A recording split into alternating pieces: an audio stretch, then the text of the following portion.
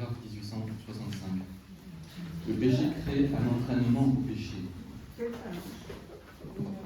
Il engendre le vice par la répétition des mêmes actes. Il en résulte des inclinations perverses qui obscurcissent la conscience et corrompent l'appréciation concrète du bien et du mal. Ainsi, le péché tend-il à se reproduire et à se renforcer, mais il ne peut détruire le sens moral jusqu'en sa racine. Oui, c'est très intéressant. C'est dit d'une manière succincte ici, mais ça exprime très bien la réalité humaine du sens moral, de la conscience qui reste, qui demeure en chacun, qui demeure toujours, même si elle peut être tout à fait obscurcie. Et vous voyez, le vice, c'est comme la vertu, c'est une habitude répétée. C'est plutôt une disposition stable à faire. Donc évidemment, le vice, il s'agit du mal, et la vertu, il s'agit du bien. Et donc, comment est-ce qu'on développe, ici c'est expliqué pour un vice, mais pour la vertu, c'est la même chose. Comment est-ce que se développe un vice, comment se développe une vertu? C'est par une habitude. Le fait de répéter régulièrement des actes, d'une certaine manière, ils deviennent une habitude. Donc, quand ils sont mauvais, c'est un vice, quand ils sont bons, c'est une vertu. C'est pour ça aussi que chaque acte a son importance. Parce qu'il entraîne ensuite une meilleure, à la fois une meilleure disposition, il influe sur la disposition de l'esprit, du cœur, hein, comme c'est expliqué ici. Un péché, voilà, il obscurcit la conscience, il va corrompre l'appréciation concrète du mal, donc il va rendre plus difficile le fait d'avoir conscience et de voir les péchés. D'ailleurs, à ce propos, effectivement, généralement, on ne voit pas, en fait, beaucoup de ces péchés. Et c'est en avançant dans la vie spirituelle, en s'approchant de Dieu, qu'on arrive à les voir de plus en plus. Tout simplement parce que, justement, notre conscience va être de plus en plus éclairée et nous allons voir de plus en plus les plus petites choses. Et si on s'éloigne finalement de Dieu par le péché, c'est l'inverse qui se produit. On va en voir de moins en moins. Donc, il y a là des conséquences qui sont à chaque acte qui sont bien réelles.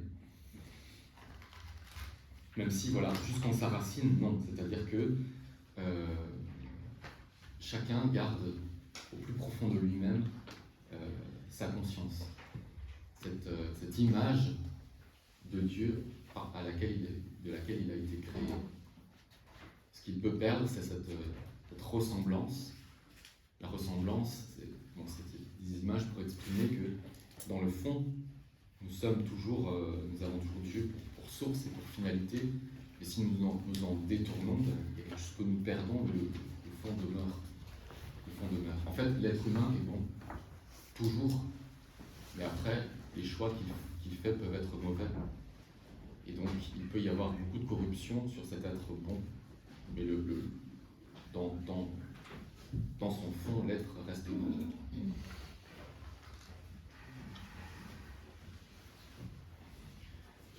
Les vices peuvent être rangés d'après les vertus qu'ils contrarient, ou encore rattachés aux péchés capitaux que l'expérience chrétienne a distingués à la suite de saint Jean Cassien et de saint Grégoire le Grand.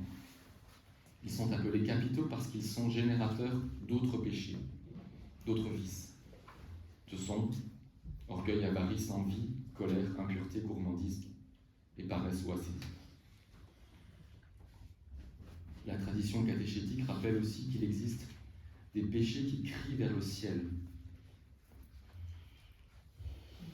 Crient vers le ciel le sang d'Abel, le péché des Sodomites, la clameur du peuple opprimé en Égypte, la plainte de l'étranger, de la veuve et de l'orphelin, l'injustice envers le salarié. Voilà, tous des exemples de l'Écriture sainte. Le péché est un acte personnel.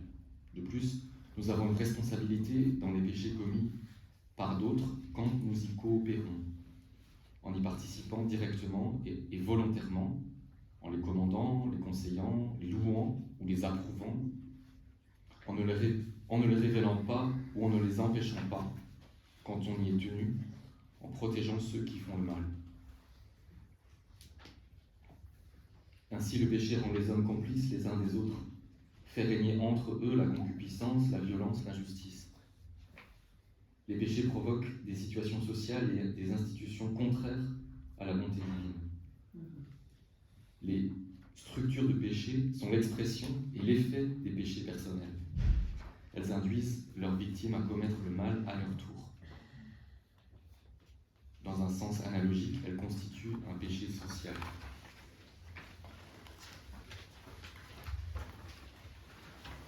Donc, on arrive en bref pour cette partie.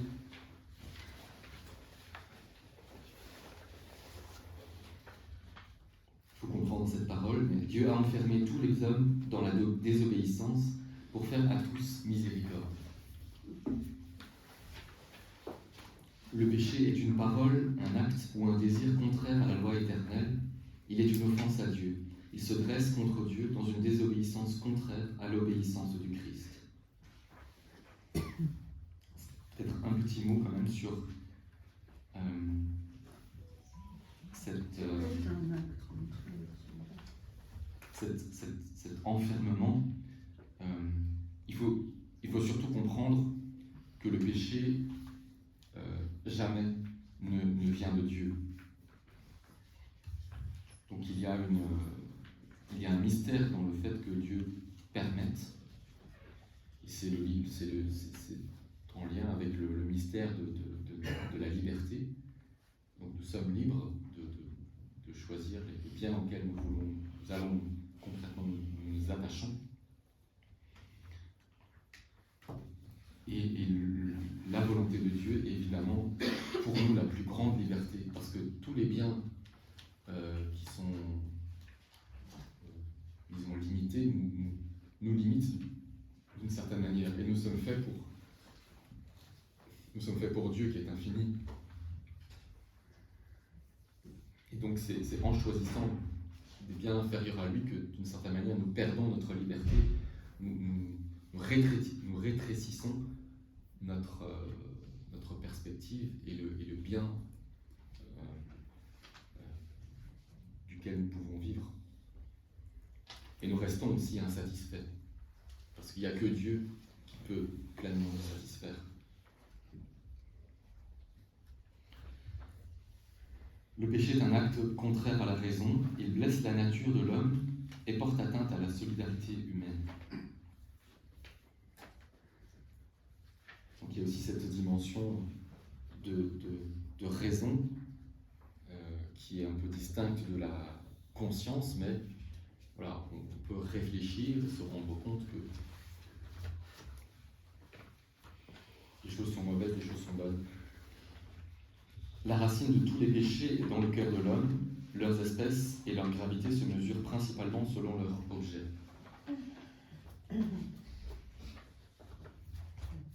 Choisir délibérément,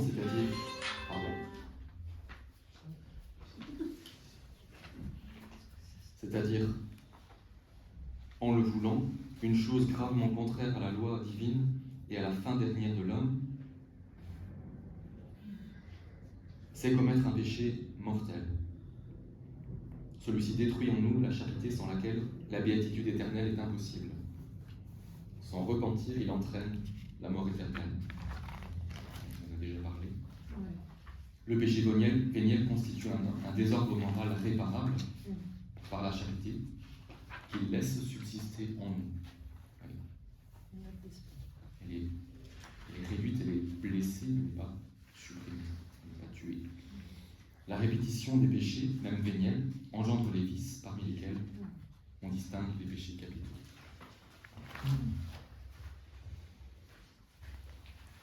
Alors, ça va? Nous en venons à la confession.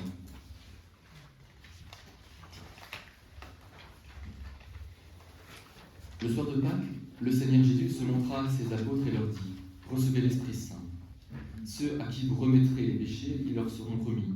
Ceux à qui vous les retiendrez, ils leur seront retenus. Voilà, extraordinaire.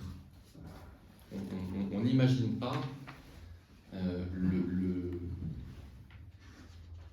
la nouveauté ou même la révolution qu'il y a dans ces paroles, dans cette affirmation. Parce que souvenez-vous, par exemple, quand Jésus va guérir le paralysé qui est apporté par ses 4 amis, par le toit, qu'est-ce qui se passe? Il commence par lui dire tes péchés sont pardonnés. Non, tes péchés sont pardonnés. Tes péchés sont pardonnés. Et les Juifs qui sont là autour, qu'est-ce qu'ils pensent en eux-mêmes? Mais enfin, pour qui il se prend? Qui peut pardonner les péchés sinon Dieu seul. Et donc, Jésus affirme, montre sa divinité par le pardon qu'il accorde, qu'il donne. Mais ensuite, il dit bien à ses apôtres, recevez l'Esprit Saint, ceux à qui vous remettrez les péchés, ils leur seront remis, ceux à qui vous les retiendrez, ils leur seront retenus. Mais qu'est-ce que ça veut dire en fait? Si vous retenez les péchés, ça veut dire quoi? C'est pas l'absolution. C'est assez, enfin, ça me semble assez simple à comprendre, c'est-à-dire que les apôtres reçoivent de Jésus lui-même le pouvoir qu'il a de pardonner les péchés. Mais il leur appartient de remettre ou de retenir.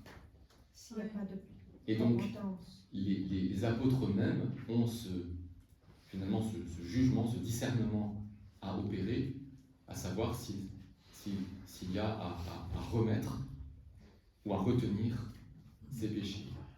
Et c'est vrai que c'est très, très fort, et c'est en cela que Jésus leur dit, voilà, ceux à qui vous les remettrez, ils seront retenus, ils seront remis, ceux à qui vous les retiendrez, ils seront retenus.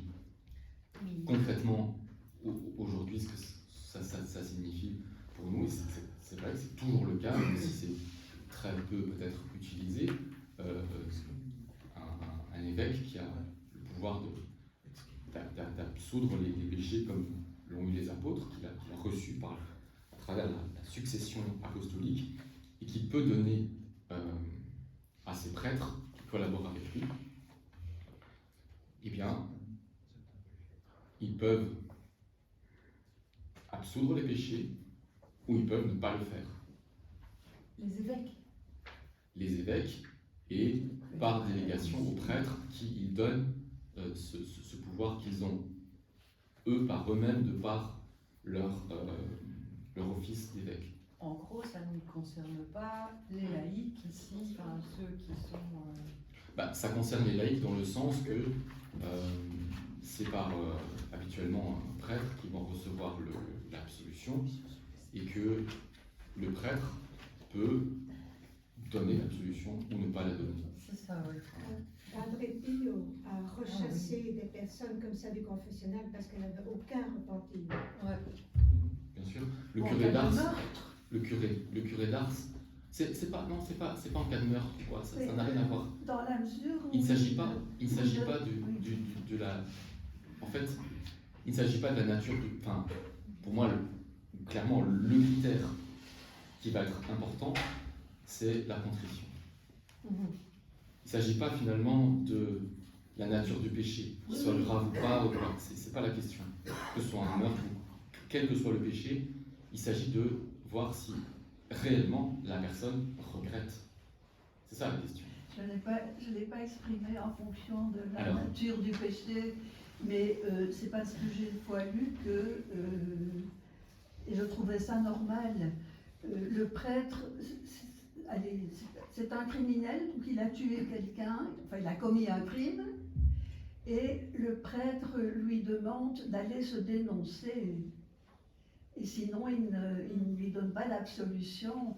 Je trouve ça correct, mais je ne sais pas ce que je dois penser. Alors, ce que le prêtre peut demander, cela, c'est à lui de... Ça fait partie de ce discernement. Ça fait partie de ce discernement. C'est ça. Et, pardon, c'est pas assez fort peut-être. Si, si. Oui. Et donc, c'est aussi pour cela qu'il y a, dans le sacrement du pardon, de la confession, l'aveu des fautes, des péchés. Parce que, sur quoi peut se baser l'apôtre, son successeur, le prêtre, le collaborateur, le successeur des apôtres, à qui revient cette mission, et bien c'est justement sur cet aveu, en fonction de ce que la personne va dire, c'est en fonction de ça qu'il va juger s'il a à remettre ou à retenir. D'où le besoin d'entendre. Le pardon des péchés commis après le baptême est accordé par un sacrement propre, appelé sacrement de la conversion, de la confession, de la pénitence ou de la réconciliation. Il n'y a pas ici pardon, mais on appelle aussi, je me permets d'ajouter, sacrement du pardon. Qui pêche blesse l'honneur de Dieu et son amour, sa propre dignité d'homme appelé à être fils de Dieu et le bien-être spirituel de l'Église, dont chaque chrétien doit être une pierre vivante. Aux yeux de la foi, aucun mal n'est plus grave que le péché, et rien n'a de pire conséquence pour les pécheurs eux-mêmes, pour l'Église et pour le monde entier. Effectivement, c'est dans la vie de la foi, la vie dans laquelle nous entrons tous par notre baptême, oui, le mal suprême, c'est le péché, parce que c'est lui qui va blesser, voire détruire la charité en nous et donc nous couper de Dieu, ou diminuer notre lien avec Dieu. Revenir à la communion avec Dieu après l'avoir perdu par le péché est un mouvement né de la grâce du Dieu plein de miséricorde et soucieux du salut des hommes. Il faut demander ce don précieux pour soi-même comme pour autrui. Le mouvement de retour à Dieu, appelé conversion et repentir, implique une douleur et une aversion vis-à-vis des péchés commis, et le propos ferme de ne plus pécher à l'avenir. La conversion touche donc le passé et l'avenir. Elle se nourrit de l'espérance en la miséricorde divine. Le sacrement de la pénitence est constitué par l'ensemble des 3 actes posés par le pénitent et par l'absolution du prêtre. Les actes du pénitent sont le repentir, la confession ou manifestation des péchés au prêtre, et le propos d'accomplir la réparation et les œuvres de réparation. Excusez-moi, juste une question, le vocabulaire, en fait, repentir et réparation. On y vient, on va y venir. C'est pas la même chose. On va y venir. Le repentir, aussi appelé contrition, pour ajouter c'est aussi du regret, doit être inspiré par des motifs qui relèvent de la foi. Si le repentir est conçu par amour de charité envers Dieu, on le dit parfait. Vous avez peut-être déjà entendu l'expression de contrition parfaite. C'est pas qu'on est parfait ou quoi, c'est parce que on regrette nos péchés, le mal qu'on a commis, qu'on a pu commettre, parce que on aime Dieu. Et qu'effectivement, ce mal blesse cet amour, et blesse Dieu, et on veut éviter parce qu'on aime. S'il est fondé sur d'autres motifs, on l'appelle imparfait. Alors je peux peut-être préciser que d'avoir une contrition imparfaite, en fait, c'est bien, c'est pas mauvais. On peut avoir toutes sortes de motivations pour regretter ses péchés. Par exemple, la peur du châtiment. c'est une motivation tout à fait imparfaite. C'est pas la meilleure motivation, mais c'est pas une motivation mauvaise non plus, parce que elle va nous pousser finalement quand même à nous détourner de nos péchés. Mais elle est imparfaite. Donc, je dis ça parce que on n'a pas de culpabilité à avoir. Le but, c'est, à partir de là où nous en sommes, d'avancer, tout simplement. Donc, si on se rend compte que, peut-être, je sais pas, on a peur de l'enfer, ou on trouve que c'est quand même embêtant d'avoir notre conscience qui nous rappelle telle chose qui n'était pas géniale, et ben, du coup, on va se mettre en ordre. Voilà, ça, ce sont des exemples de contrition imparfaite. C'est pas mauvais pour autant, mais ça peut être perfectionné. Parce que c'est quand même la crainte de Dieu qui est à la base. Or, c'est un don de l'Esprit Saint, la crainte de Dieu. Oui, oui, oui. C'est déjà pas mal, Tout à fait. on va dire. La crainte dans un sens d'amour, vraiment. Ce respect. Oui. Crainte, c'est respect, madame dit derrière moi. Celui qui veut obtenir la réconciliation avec Dieu et avec l'Église doit confesser au prêtre tous les péchés graves dont il n'a pas encore confessé et dont il se souvient, après avoir examiné soigneusement sa conscience. Sans être en soi nécessaire, la confession des fautes vénielles est néanmoins vivement recommandée par l'Église.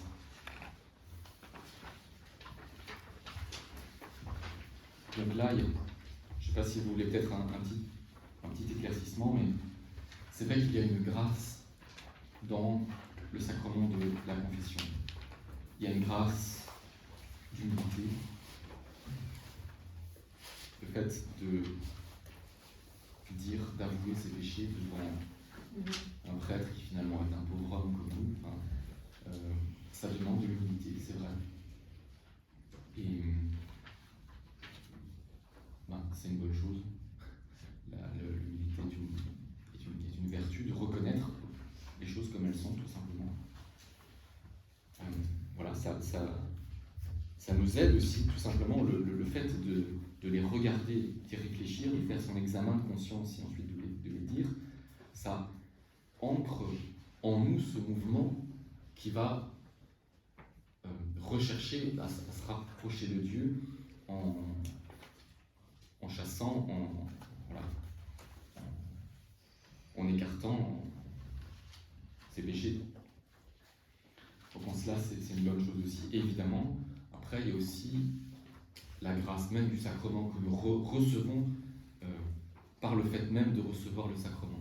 Comme chaque sacrement donne une grâce de manière propre. Et donc chaque fois que nous vivons, que nous recevons ce sacrement, indépendamment de notre ressenti sensible, nous recevons réellement une grâce par ce sacrement. Et donc c'est une des raisons pour lesquelles la confession des fautes vénielles est vivement recommandée. Et donc pour lesquelles il est aussi même recommandé de se confesser, même si l'on n'a pas de péché grave à se rapprocher.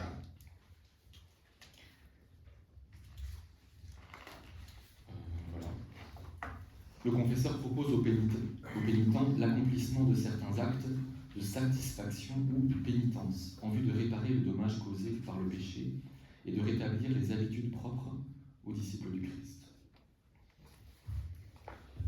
Donc, c'est bien le « en vue de réparer » parce qu'en réalité, un péché commis est commis. On ne peut pas réparer, on ne peut pas revenir en arrière, on ne peut pas... Cette fameuse histoire avec saint François de Sales par rapport à la médisance, où c'est une pénitente qui se confesse de médisance, et alors il lui donne comme pénitence de plumer un poulet et d'aller répandre les plumes un peu partout. Donc elle va le faire, bien sûr, mais la fois d'après, quand elle revient se confesser, elle se confesse de nouveau de médisance, et là il lui demande d'aller rechercher toutes les plumes.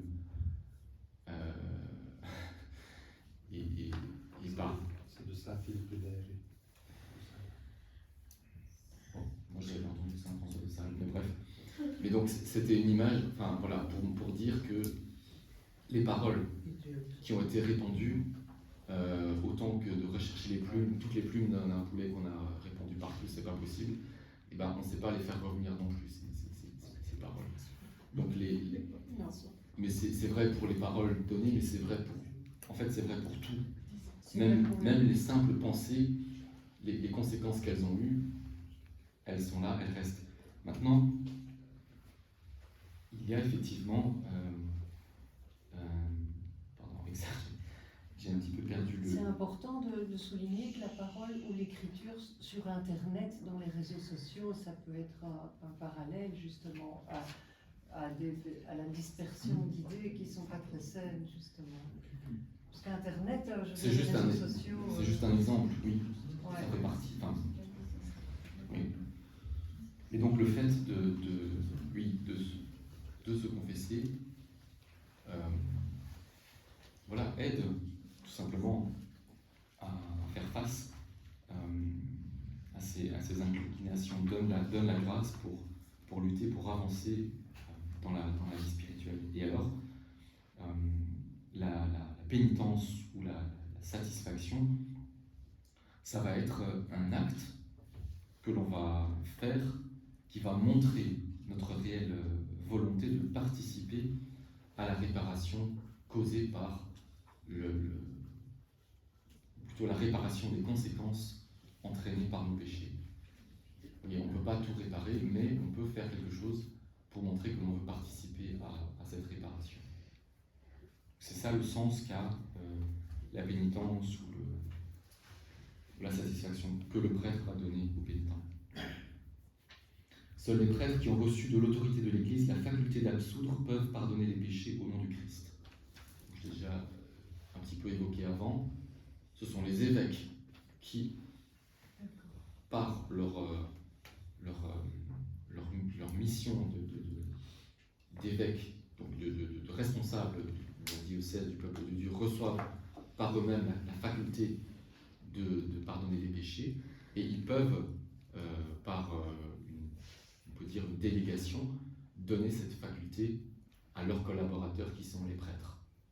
Et donc ce n'est pas automatique, et un évêque a donc le pouvoir de donner cette faculté à un prêtre, et il a aussi le pouvoir de la reprendre. Oui. Quels sont les prêtres qui ne peuvent pas pardonner? Je croyais qu'une fois ordonné prêtre, on pouvait pardonner. C'est ce que je viens de dire. Donc c'est les prêtres qui reçoivent de leur évêque cette faculté. Est-ce que c'est pas automatique? Non. Les prêtres qui reçoivent de leur évêque la faculté d'absoudre le péché ont cette faculté, et ceux qui ne la reçoivent pas ou à qui l'évêque la retire ne l'ont plus. Tout simplement. Donc c'est l'évêque qui la donne, ou qui ne la donne pas, qui la reprend. Comment? Ils ne peuvent plus dire la messe non plus s'ils disent la messe. Ça n'a rien à voir. Il s'agit là du pouvoir d'absoudre les péchés. Ce n'est pas du tout la même chose. Et de pouvoir dire la messe, non, ça c'est lié avec, avec le ministère sacerdotal. Et donc, oui, tout prêtre peut dire la messe, peut dire validement la messe. Après, tout prêtre n'a pas nécessairement la mission de dire la messe publiquement. Cela peut être retiré aussi, mais il s'agit d'une mission publique qui n'est pas la même chose que la faculté même d'effectuer la consécration. Voilà. Les indulgences. Bon, c'est pas forcément le thème, là, ça change un peu. La confession individuelle et intégrale des péchés graves suivie de l'absolution demeure le seul moyen ordinaire pour la réconciliation avec Dieu et avec l'Église. Voyez, donc il est vrai que Dieu est Dieu, donc il peut faire tout ce qu'il veut en fait. Il est tout puissant, et voilà. Mais il nous a donné ces moyens qui sont pour nous ordinaires, et qui sont les seuls ordinaires que nous avons. Ça ne veut pas dire qu'il n'y a aucune possibilité que quelqu'un soit pardonné par Dieu en dehors de ses moyens, mais ça veut dire aussi que qui connaît ses moyens et les refuse, raisonnablement se prive de leur bénéfice. Par les indulgences, les fidèles peuvent obtenir pour eux-mêmes et aussi pour les âmes du purgatoire la rémission des peines temporelles suite des péchés. Vous voyez, donc c'est Rémission des peines temporelles. Donc, c'est quand on parlait avant de la pénitence, de la satisfaction, c'est de cela qu'il s'agit. Donc le péché en fait a deux conséquences, si vous voulez. Une, c'est de diminuer, de blesser dans les cas des péchés véniels, ou de détruire dans le cas des péchés graves ou mortels la charité ou notre capacité à recevoir, à vivre de la grâce de Dieu. Donc c'est notre relation avec Dieu qui est touchée. Mais une deuxième conséquence, c'est les effets naturels. Quand, je sais pas moi, si dans le cas d'un meurtre par exemple, la personne est morte. oui. Et donc si après on demande pardon, on peut recevoir le pardon, la personne est toujours morte. Oui. Donc c'est deux choses différentes. Un exemple qu'on prend souvent, c'est un petit garçon qui joue et qui avec un ballon, casse le carreau d'une maison. Bah, il peut regretter, il peut demander pardon, il peut recevoir le pardon du propriétaire de la maison, sauf que le carreau est toujours cassé et une des conséquences qui pourrait être que le froid rentre dans la maison, bah, le froid il continue de rentrer.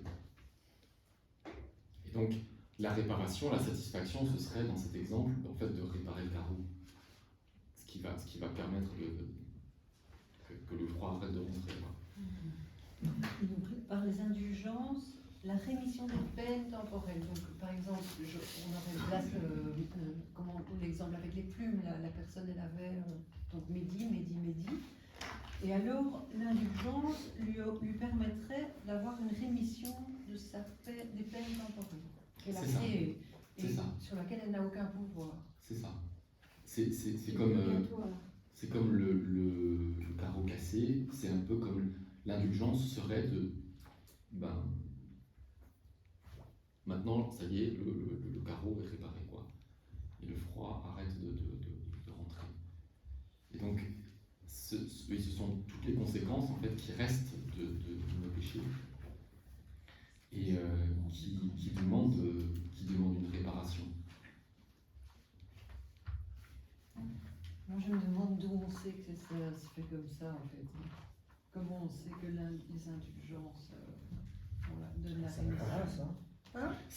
Ça va grâce. C'est un don de Dieu, tout simplement, parce que l'exemple des plumes dispersées montre bien que nous ne sommes pas capables de tout réparer par nous-mêmes. Simplement, ce sont des actes que nous pouvons poser, que d'autres peuvent poser, des actes de charité qui peuvent obtenir des grâces, obtenir des grâces importantes et des réparations pour les conséquences des péchés causés. Je demanderai crûment qui a inventé les indulgences. D'où cela vient-il? Oui, en fait, c'est parce que ça que je voulais demander. C'est le bon Dieu. De quelle façon? C'est lui qui. Quelle révélation? Quelle est la question? C'est lui qui accorde le fait que, eh bien, il puisse y avoir une indulgence, c'est-à-dire que quelqu'un puisse être finalement libéré de tous les liens qu'il a avec les conséquences de ses péchés, sans que il ait lui-même tout réparé. Parce que si on voulait être, je dirais, strict en justice, il faudrait que chacun répare les conséquences de toutes les fautes qu'il a commises pour pouvoir être finalement devant Dieu, devant qui ce qui n'est pas, comment dire, comme dit l'Apocalypse, ce qui n'est pas,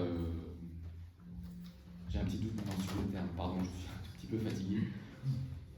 Je crois que c'est bien, ce qui n'est pas parfait ne peut pas tenir devant Dieu. Non, rien de ce qui est impur, oui, c'est impur, je crois, ne peut tenir devant Dieu. Et donc, pour être devant Dieu face à face, nous devons être libérés de tous nos péchés, des attaches et des conséquences de nos péchés. Nous devons vraiment en être libérés. Et ça, il faut bien le reconnaître que sans, en réalité, une indulgence qui est de permettre que finalement nous en soyons libérés alors que nous ne réparons pas tout, eh bien, on ne voit pas bien comment ce serait possible. Voyez.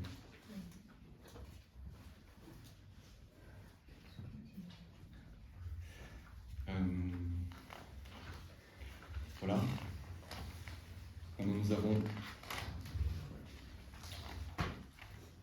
ici une partie avec deux beaux textes de la parole de Dieu. Trois textes.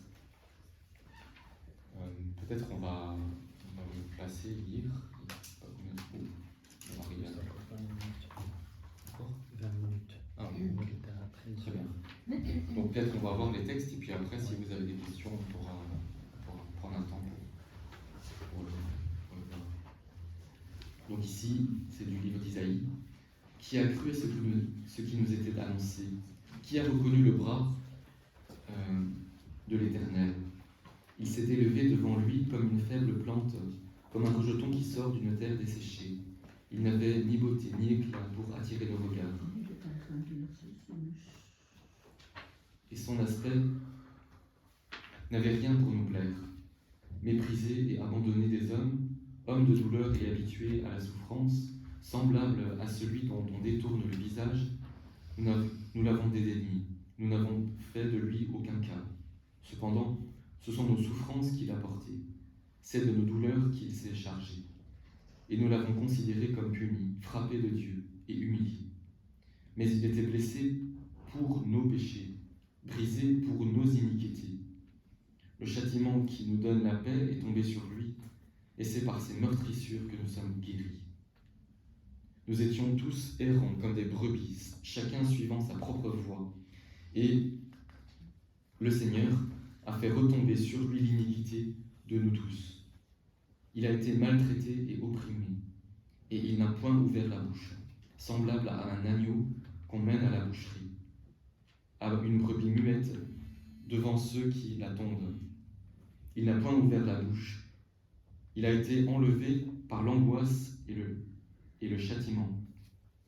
Et parmi ceux de sa génération, qui a cru qu'il était retranché de la terre des vivants et frappé pour les péchés de mon peuple? On a mis son sépulcre parmi les méchants, son tombeau avec le riche, quoiqu'il n'eût point commis de violence, et qu'il n'eût point de fraude dans sa bouche. Il a plu au Seigneur de le briser par la souffrance, après avoir livré sa vie en sacrifice pour le péché. Il verra une postérité et prolongera ses jours, et l'œuvre de l'Éternel prospérera entre ses mains. À cause du travail de son âme, il rassasiera ses regards. Par sa connaissance, mon serviteur juste justifiera beaucoup d'hommes, et il se chargera de leurs iniquités. C'est pourquoi je lui donnerai sa part avec les grands. Il partagera le butin avec les puissants, parce qu'il s'est livré lui-même à la mort, et qu'il a été mis au nombre des malfaiteurs, parce qu'il a porté les péchés de beaucoup d'hommes, et qu'il a intercédé pour les coupables. Vous avez reconnu, j'imagine, Heureusement que c'était marqué en haut. le serviteur souffrant, voilà, une préfiguration du Christ dans l'Ancien Testament, annoncé par le prophète Isaïe. Cette préfiguration annoncée dans l'Ancien Testament qui s'accomplit dans le Nouveau. Petite parenthèse pour ceux qui suivent l'école de la foi, comment cela s'appelle-t-il? Quoi? Pardon, on n'a pas entendu. La question, c'est quoi? Ouais, là, on voit ceux qui écoutent. C'est la typologie. Bref, ferme la parenthèse, c'est pas le moment. Alors en Saint Luc, un jour Jésus enseignait. Des pharisiens et des docteurs de la loi étaient là, assis, venus de tous les villages de la Galilée, de la Judée et de Jérusalem, et la puissance du Seigneur se manifestait par des guérisons. Et voici, des gens portant sur un lit un homme qui était paralytique cherchaient à le faire entrer et à le placer sous ses regards. Comme ils ne savaient par où l'introduire à cause de la foule, ils montèrent sur le toit et ils le descendirent par une ouverture avec son lit au milieu de l'assemblée, devant Jésus.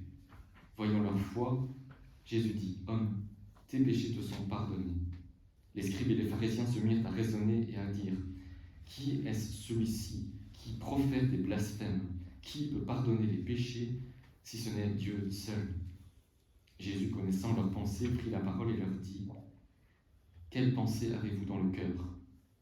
Lequel est le plus aisé de dire, « Tes péchés te sont pardonnés » ou de dire, « Lève-toi et marche » Or, afin que vous sachiez que le Fils de l'homme a sur la terre le pouvoir de pardonner les péchés, je te l'ordonne, dit-il au paralytique, « Lève-toi, prends ton lit, ton brancard, et rentre chez toi, ou va dans ta maison. » Et à l'instant, il se leva en leur présence, prit le lit sur lequel il était couché, et s'en alla dans sa maison, glorifiant Dieu. Tous étaient dans l'étonnement, et glorifiaient Dieu, remplis de crainte. Ils disaient, « Nous avons vu aujourd'hui des choses étranges. » Bon, je ne suis pas sûr quelle est la traduction, mais on a compris. De Saint Pierre, lui qui a porté lui-même nos péchés en son corps sur le bois, afin que, morts au péché, nous vivions pour la justice, par lui, par les meurtrissures duquel vous avez été guéris.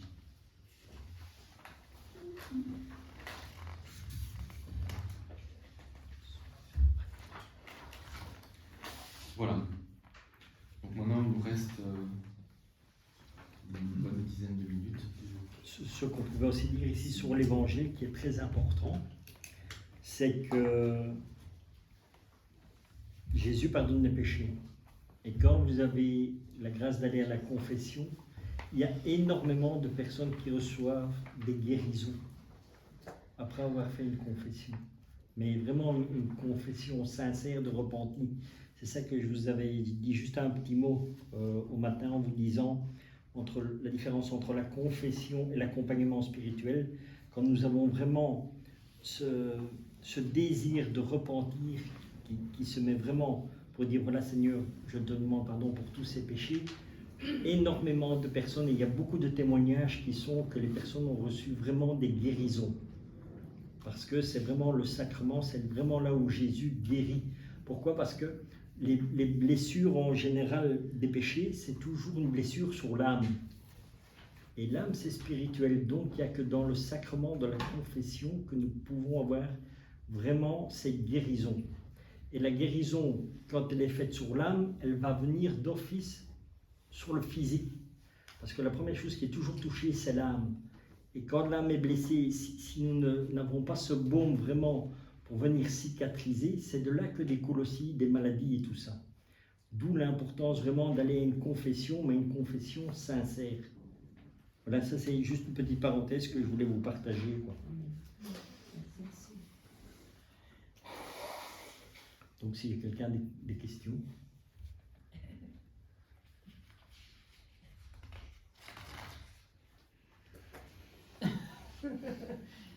Oui. Je ne sais pas trop comment je vais le formuler, donc c'est un peu compliqué. Quand on essaye de cheminer dans la divine volonté, on est confronté à chaque fois essayer de réparer ce qui n'est pas fait dans la divine volonté. Et on demande, on fait des réparations continuelles. Et dans la confession, c'est un petit peu, est-ce qu'on doit prendre, quand on vit hors de la divine volonté, on pêche. Enfin, on fait une mort à Jésus. Et comment est-ce qu'on peut combiner en fait le fait de réparer continuellement dans la divine volonté et la confession, je ne sais pas trop comment, je ne sais pas si vous me suivez. C'est un peu... Ce que je comprends, en tout cas aujourd'hui, de cette question, je reprendrai l'exemple des saints, dont j'ai parlé avant, Saint François de Sales, Sainte Gemma Bulgari, bien d'autres aussi. Il y a ce combat spirituel pour nous, pour demeurer en Dieu, pour demeurer dans la divine volonté. Et le fait d'en sortir, de s'en détourner, de le négliger, oui, c'est un mal parce que finalement, il y a un manque, quoi. Il y a la privation d'un bien. Et donc, je ne suis pas sûr exactement ce qu'il faudra, je pense que c'est à discerner, peut-être pour chaque situation, faire exactement comme réparation, mais le principal, je dirais, le principal objectif de ces réparations, et l'objectif, le sujet de notre combat, c'est tout simplement de revenir dans la divine volonté et d'y rester. Ce sera toujours cela. Et après, le sacrement est le lieu par excellence, le moyen ordinaire pour recevoir de la grâce de Dieu le pardon, mais aussi la grâce pour ensuite persévérer dans ce combat. Voilà, par rapport à ce mal commis, ces moments où nous étions loin de Dieu finalement. Nous ne pensions pas à lui, nous n'étions pas avec lui, nous n'étions pas dans sa volonté.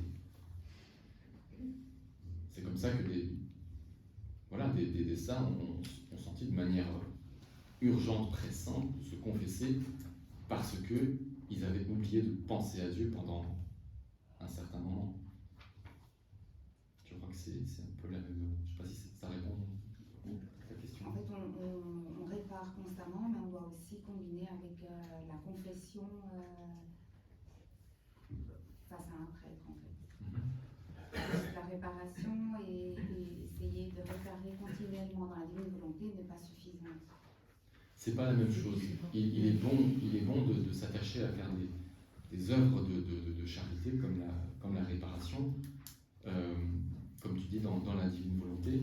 Mais après, c'est dans le sacrement que nous avons le moyen ordinaire de recevoir le pardon et la grâce de Dieu. Et donc, il importe aussi de vivre par ce sacrement. Oui. Peut-être à ce sujet, je crois que c'est bien. Il y a une autre question là-bas. Oui. Juste un petit complément par rapport à sa question. Et à mon avis, la confession fait partie des réparations dans la divine volonté. Donc ça n'engage que ma propre compréhension. Mais ce que je comprends, le péché blesse d'abord le cœur de Dieu avant de blesser quiconque, parce que c'est Dieu qui est blessé dans le péché, qui est commis contre moi ou que moi je commets. Donc, dans la confession, c'est aussi une partie de réparation, si je peux dire ainsi.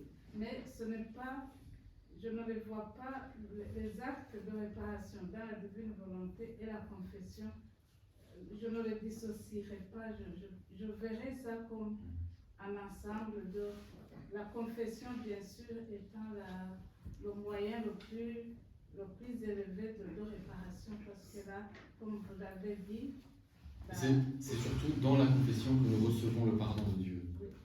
Le fait de lui demander pardon humblement par le prêtre qui est là, que nous recevons le pardon et la grâce aussi pour avancer ensuite dans ce chemin, dans ce combat. Et les réparations du passé, du présent et du futur, c'est un acte volontaire de réparation que dans Luisa Piccarreta, il est recommandé de faire. Il ne faut pas oublier une chose, ce que les gens ne réalisent pas trop, justement, dans Luisa Piccarreta. Les réparations, c'est quoi les réparations? En fait, les réparations, c'est tous les manques d'amour que chaque créature aurait dû redonner à Dieu et ne l'a pas fait. Et les âmes qui vivent dans la divine volonté ont cette grâce, donc de pouvoir réparer les manques d'amour. Donc ça a rien, c'est pas la vie de la personne que tu vas réparer, tu vas juste rendre gloire à Dieu par les manques d'amour que la personne avait. Et les manques, tout ce que la personne devait rendre comme amour à Dieu et qui ne l'a pas fait, c'est ça que toi tu répares en fait. C'est toi qui donnes l'acte pour une personne. Par exemple, on va dire, je vivais dans le passé, mais j'ai pas rendu grâce à Dieu pour tout l'amour qu'il m'a donné. Toi, ici, dans le présent, tu peux dire, Seigneur, dans ta divine volonté, je prends tous les actes des créatures anciennes, dans le passé, qui ne t'ont pas rendu l'amour qu'ils devaient te le faire. Moi, je te le porte pour eux. Je le fais mien et je te le présente. Comme si c'était elle-même qui l'avait fait. Et c'est ça, en fait, la réparation que tu fais. Tu vois? Donc, c'est simplement rendre tout l'amour que Dieu avait donné et que la créature n'a pas rendu grâce à Dieu pour ça. C'est ça, en fait, la réparation dans la divine volonté. C'est rien d'autre, quoi. C'est pas, tu vas pas réparer parce que la personne, elle a fait ci ou ça. Non, non. Donc, tu répares, en fait, juste tous les manques d'amour, en fait. Merci. C'est clair.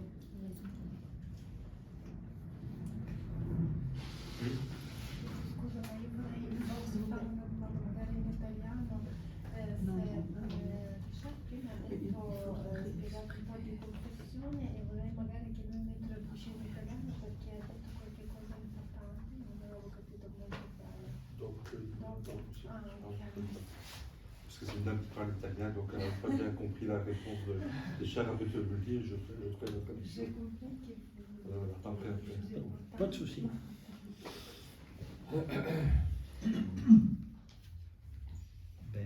Bien. S'il n'y a pas d'autres questions, on va prendre notre pause de midi. Voilà.